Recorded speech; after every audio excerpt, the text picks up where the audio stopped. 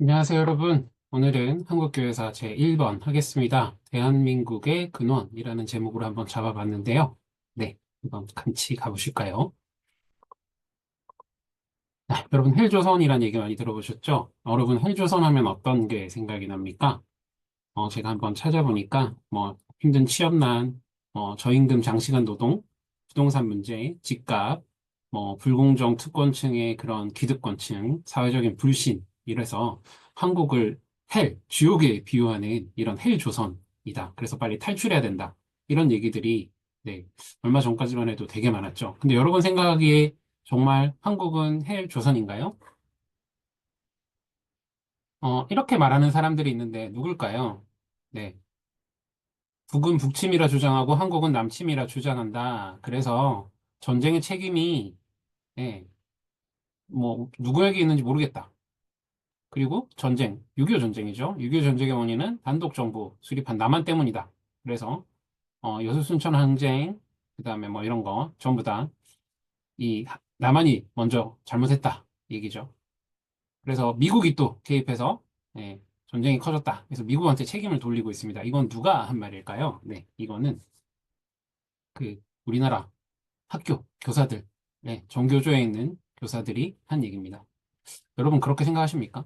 그러니까 어떤 정치적인 그런 이데올로기적 관점에서 어, 우리나라 역사를 볼 때 우리나라 즉 대한민국이죠. 대한민국은 세워져서는 안 되는 국가다. 뭐 이런 거 하죠. 여러분도 아마 역사 교과서에서 배우셨을 겁니다. 그래서 남한의 단독 정부는 잘못되었다라는 시각, 그다음에 이승만의 정읍 발효는 잘못되었다라는 시각, 이런 시각들을 가지고 있죠.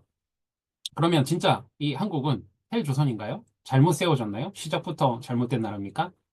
진짜 헬조선은 어딜까요? 진짜 헬조선은 개인 자유 생존, 미래 모두 빼앗긴 북한입니다. 진짜 헬조선이죠. 극심한 인권은 탄압받고 있고요. 종교의 자유도 없습니다. 경제적으로 파탄되었고, 정보도 통제되고, 세습 독재로, 네, 거의 왕족이죠, 왕족. 네, 네, 조선민주주의 인민공화국이라고 하는데, 민주주의 그런 거 없습니다. 그리고 외부와 고립되어 있는 정말 헬조선입니다. 근데 우리나라 젊은이들은 우리나라가 헬조선이라고 이렇게 생각을 합니다. 물론 힘든 거는 압니다. 경쟁 사회 여러 가지 어려움이 있죠. 사는 것은 원래 쉽지 않고요. 그런데 한국은 힘든 점이 있지만 기본적인 자유, 안전, 의료, 교육 시스템이 갖춰진 나라입니다. 세계에서 이 기본조차 없는 나라들이 널리고 널렸습니다. 옆에 있는 북한도 그렇죠. 중국은 어떻습니까? 잘 살죠. 이제 세계적인 경제 대국이 되었지만 여러분 중국 가서 사시고 싶으세요? 네. 중국 가면은 그 핸드폰 서비스 잘 안 되더라고요. 우리나라 네이버 접속도 안 되고 구글도 쓸 수 없고 공산주의 국가라서 우리가 투표도 할 수 없습니다. 러시아 어떻습니까? 원래 이제 민주주의로 바뀌었는데 지금은 이제 대통령이 왕이 되셨죠. 필리핀은 어떤가요? 한때 우리보다 잘 살았었습니다. 그런데 지금 빈부격차가 너무 심합니다. 치안도 되게 안 좋죠. 아르헨티나도 정말 잘 사는 나라였는데 지금 엄청 힘들죠. 파키스탄도 옛날 우리나라보다 잘 살았습니다. 우리나라에서 사람들이 파키스탄에 기술 배우러 간 적 있었어요. 근데 지금 아시죠? 안 좋죠.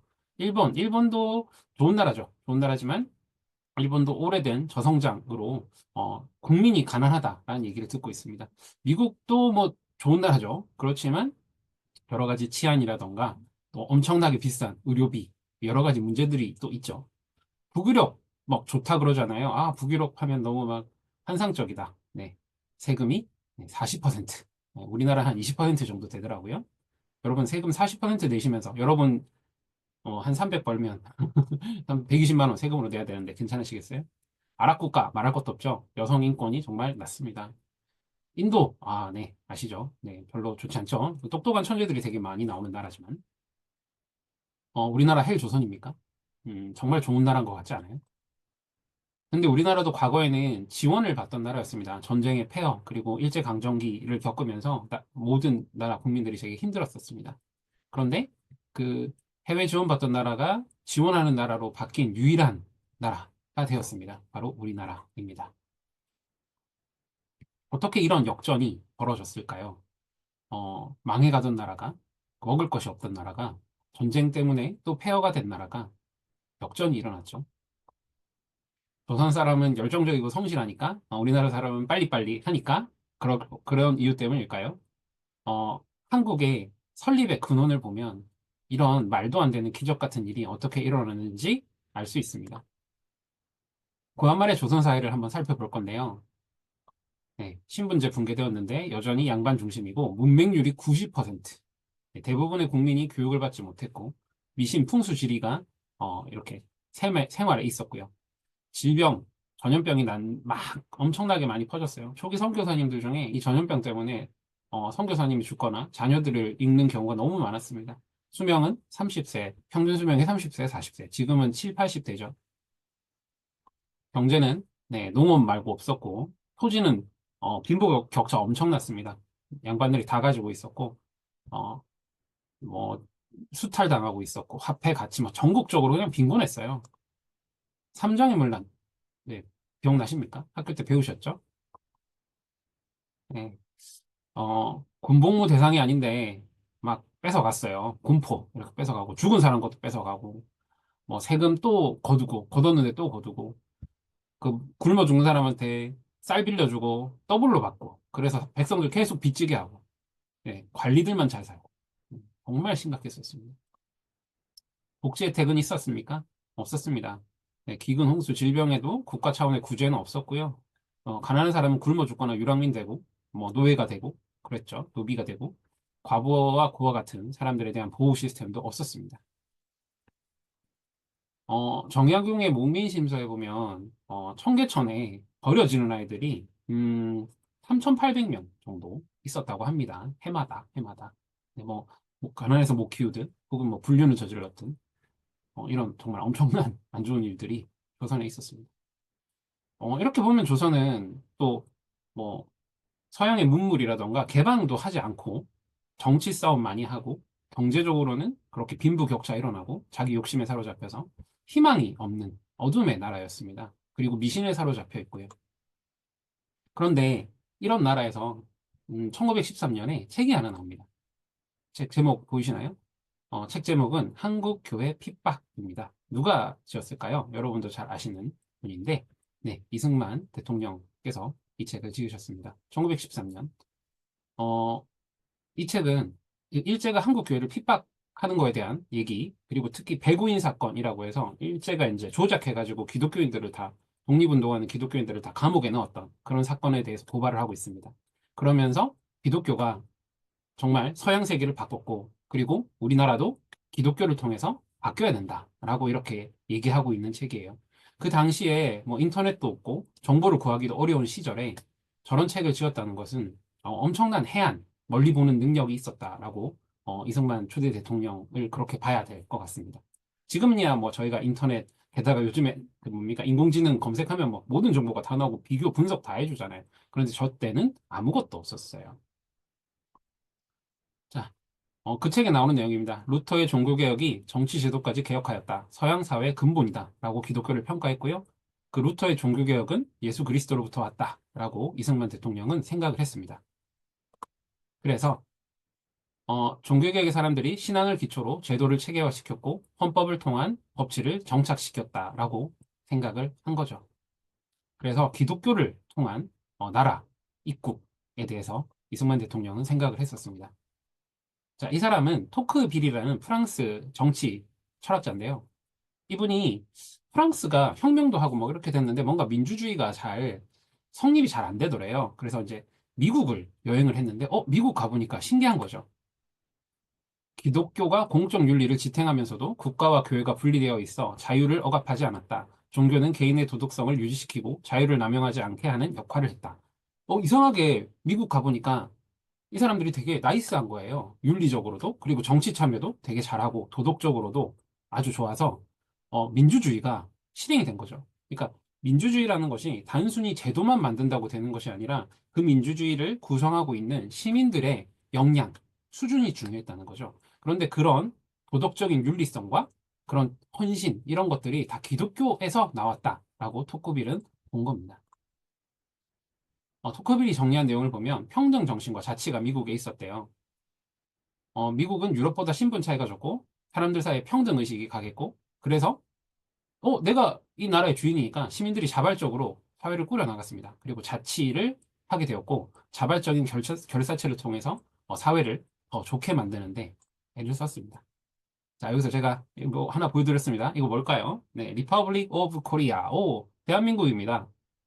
지금 보니까 뭡니까? 이거 50달러 적혀 있는데, 발행일이 저기 있네요. 발행일 보이십니까? 1919년, 네, 3.1운동 당시에 발행했던 임시정부의 애국 공채입니다.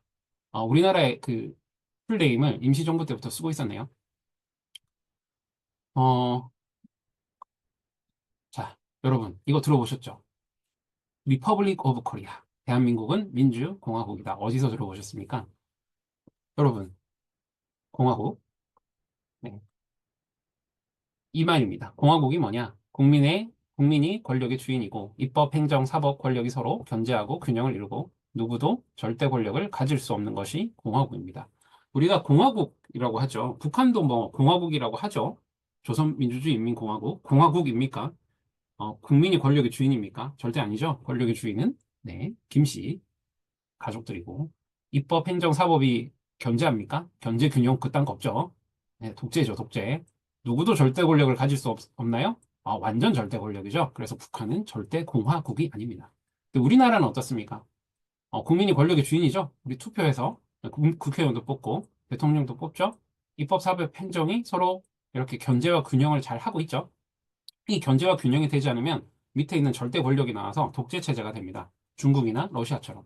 근데 우리나라는 뭐 안타까운 사실이지만 뭐 일이지만 대통령 탄핵되는 일도 있었죠. 임기를 채우면 좋았을 텐데 뭔가 문제가 있었죠. 그런데 이제 그것들이 이 견제와 균형을 이루는 역할을 한 거죠. 물론 혼란스럽고 약한 부분도 있습니다.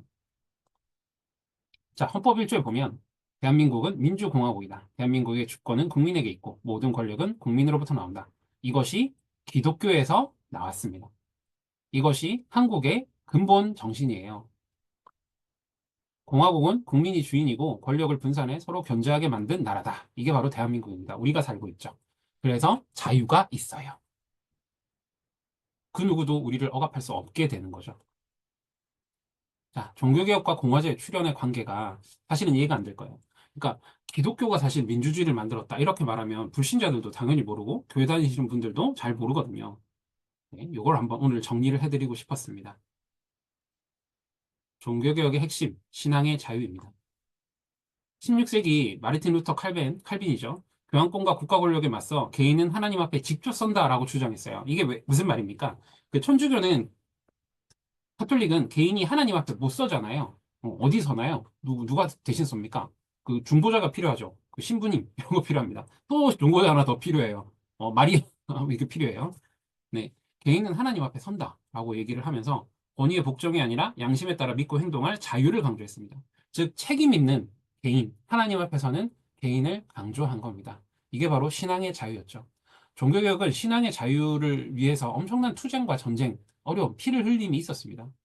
그래서 사실 여기서 법치도 나왔어요. 어, 좋은 왕이 생기면, 그래, 너희 개신교 자유 인정해준다 하다가 왕 바뀌는데 그놈이 갑자기, 개신교 다 쫓아내. 아니면 죽여. 이렇게 할 수 있잖아요. 그래서 헌법을 만든 거예요. 왕도 법 아래 지배를 받게 만든 겁니다. 그게 입헌군주제입니다. 개인의 자유가 정치적 자유로 확장이 되었습니다. 그 전까지는 개인의 자유가 없었는데 정치적 자유로 이제 확장이 됩니다. 신앙의 자유를 주장하면서 자연스럽게 개인의 권리와 자율성에 대한 인식이 커졌어요. 국가도 절대 권력을 가져서는 안 된다는 생각이 등장한 겁니다. 그래서 군주제가 폐지되기 시작한 거죠.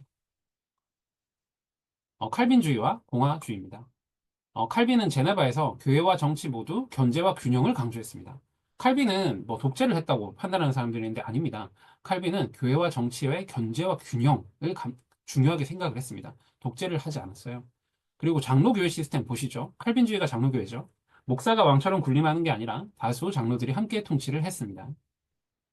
이 모델이 후에 정치적으로 공화주의, 권력 분산과 시민 참여 모델이 되었습니다. 즉, 서양의 탁월한 정치와 이 법 체계는 기독교에서부터 왔습니다. 실제 역사적으로도 스위스 제네바가 장로제 기반의 자치를 했고요. 네덜란드가 종교개혁 이후 공화국 수립했고요.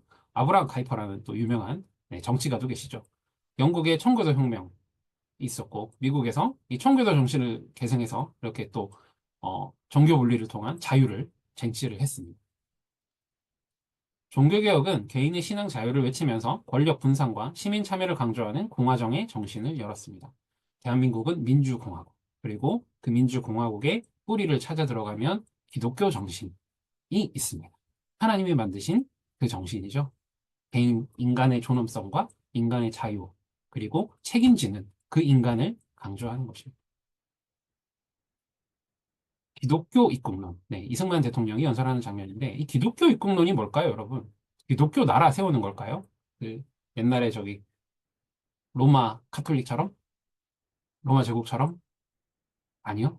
그러면 탈레반 같은 나라가 되죠. 신정국가.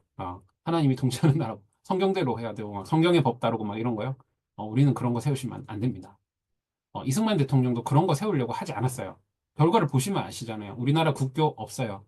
우리나라는 그냥 기독교 정신에 입각한 나라예요. 정교 분리에 대해서는 다음 시간에 제가 또 설명을 해드릴 텐데, 정교 분리는 너무나 중요한 제도입니다. 기독교 입국론을 간단하게 정리를 해보겠습니다. 기독교 정신, 정신이죠. 신앙의 자유, 인간, 존엄을 바탕으로 새로운 나라를 세워야 한다는 신념입니다. 기독교는 개인의 자유와 평등을 강조합니다. 기독교는 법치주의, 도덕성, 자유민주주의를 발전시킨 힘이라고 믿고 있어요. 믿고 있었습니다. 이승만 대통령이. 그래서 서구 문명의 번영이 가능한 뿌리였다. 그리고 낡은 조선의 정신을 바꾸는 뿌리였다. 시작이었다. 이게 너무 중요합니다. 우리가 토크빌이 말한 것처럼 이상하게 미국은 민주주의가 잘 됐던 이유, 그들이 기독교 정신에 입각한 삶을 살고 있었기 때문에 민주주의가 된 거예요. 우리 얘기 있잖아요. 그 국민들은 국민 수준에 맞는 지도자를 가질 수 있다. 즉 국민 수준이 높아지면 더 좋은 지도자, 더 좋은 체제를 가질 수 있는 거죠. 그래서 이승만 대통령은 우리 국민들의 생각을 다 바꿔야겠다, 이렇게 생각을 했었습니다. 1904년에 쓴 독립정신이라는 책에서 이렇게 얘기를 하셨어요. 기독교는 인류 문명의 발전을 이끈 근본이다. 자유와 평등, 법치주의와 도덕성은 모두 기독교 정신에서 나왔다. 우리나라가 독립하고 부강해지려면 기독교적 도덕과 교육을 기반으로 삼아야 한다. 라고 얘기를 했습니다. 네, 기반입니다, 기반. 자유를 향한 한국인의 길에서 1910년에 쓴 책입니다. 여기서는 이렇게 얘기를 하셨네요. 자유는 강제에 의해 주어지는 선물이 아니라 모든 인간에게 내재된 권리이다. 기독교는 모든 사람이 하나님 앞에서 평등하다고 가르치며 이 믿음이 진정한 민주주의의 기초를 이룬다. 어, 이승만 대통령에 대해서 좋은 부분과 나쁜 부분이 있습니다. 그런 것도 나중에 한번 얘기를 좀 해보면 좋을 것 같긴 한데, 지금 뭐 일어난 여러 가지, 뭐 기독교 나라를 세워야 된다. 기독교 정치인이 돼서 기독교식으로 해야 된다. 뭐 이런 것들은 사실 좀, 어, 이, 이승만 대통령이 말하던 거랑은 조금 다를 수 있어요. 어, 이게 자유라는 것은 내가 하고 싶은 걸 표현할 수 있는 거잖아요.